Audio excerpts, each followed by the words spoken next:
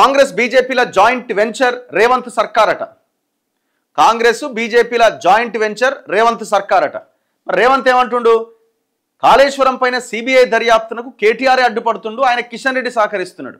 కాంగ్రెస్ ఏమో BRS BJP ఒకటే అంటది, కేటీఆర్ బీఆర్ఎస్ ఏమో కాంగ్రెస్ రేవంత్ అండ్ బీజేపీ ఇద్దరు ఒకటే అని వాళ్ళు అంటారు.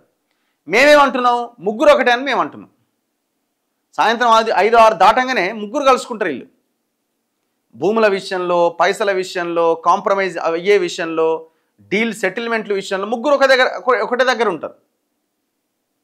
కాకపోతే తెర మీదకి వచ్చేసరికి నువ్వు ఆయనతో కలిసినావు, నువ్వు వీణతో కలిసినావు, పొద్దుగాలు అనుకుంటారు మంచిగా అన్నా నేను, సాయంత్రం మళ్ళీ 6 తర్వాత అనుకుంటారు వీళ్ళే ఎట్లా మాట్లాడియాలి నేను ప్రెస్ మీట్లా, ఎట్లా స్టేట్మెంట్ ఎట్లుంది అని వీళ్ళే మళ్ళీ కామెడీ చేసుకుంటారు ఈ 6 తర్వాత.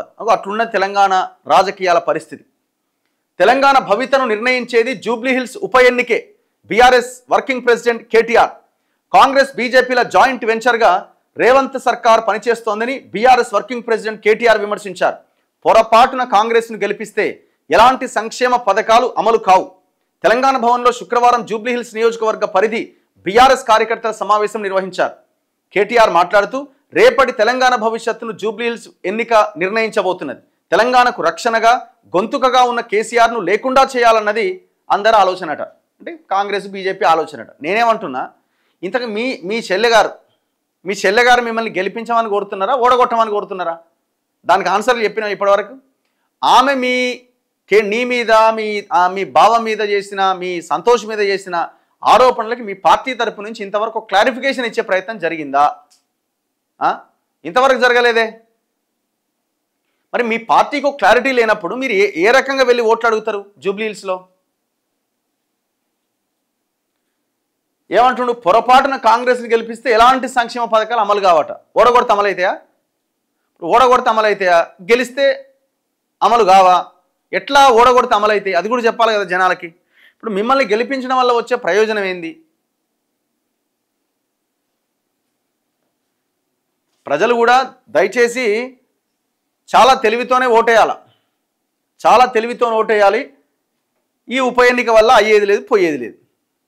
ఇది అనవసరంగా అంటే పాపం ఆయన చనిపోవడం వల్ల వచ్చినటువంటి బై ఎలక్షన్.